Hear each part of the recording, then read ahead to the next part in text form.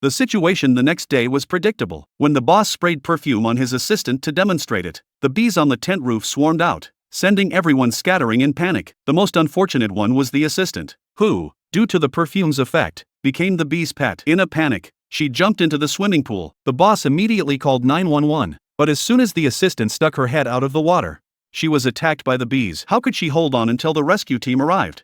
Fortunately, Mark acted quickly. With the help of a water hose, the assistant managed to stay underwater for 25 minutes. The situation was critical. John came up with a plan to distract the bees, risking the safety of his teammates. They sprayed the fastest runner, Tom, with perfume and used him as bait to lure the bees away. Tom, fully equipped, rushed outside and ran wildly, finally leading the bees away, and the female assistant was successfully rescued. However, due to multiple stings, the girl had fallen into a coma, and the venom from the stingers was being released every second. It would take at least several hours to remove all the stingers. They came up with the idea of using tape, which proved effective. Not only did it remove the stingers in one go, but it also helped the girl shed her hair, finally bringing her out of danger. Finally, a professional beekeeper arrived late, facing Tom, who was completely covered in bees. The beekeeper used a vacuum cleaner to suck all the bees off his body. However, there were probably only around 100,000 bees there, meaning there were still 14.8 million bees on the loose. Where had they flown to?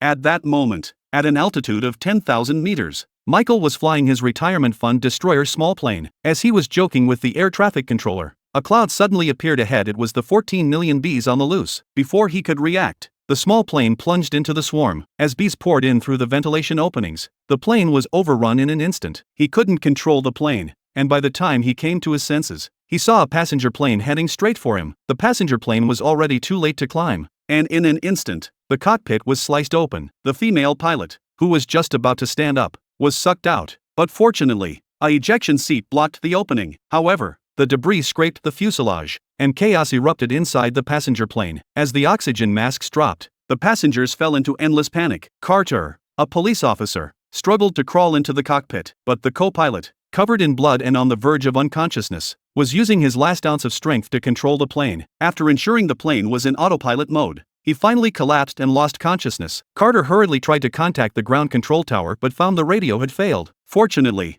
her phone still had signal, so she quickly dialed 911 for emergency assistance.